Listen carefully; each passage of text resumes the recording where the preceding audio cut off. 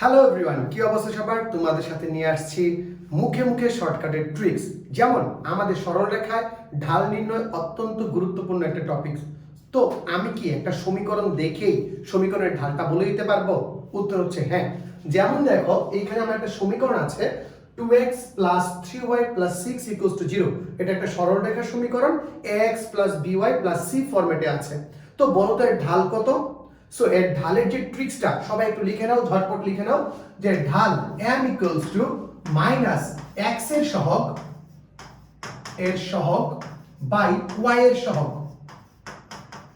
x এর সহগ by y এর সহগ। ওকে, সো এখানে x এর সহগ কত আছে?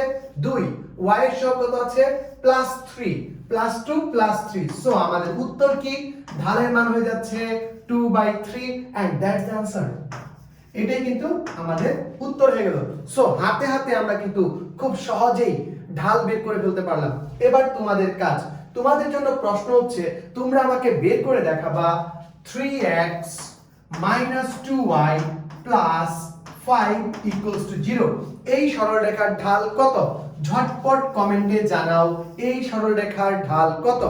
এবং সবাই এরকম হাতের হাতে ট্রিক্সগুলো দ্রুত ছড়িয়ে দাও, শেয়ার করো, কমেন্ট করো এবং সাবস্ক্রাইব করো আমার চ্যানেলটি।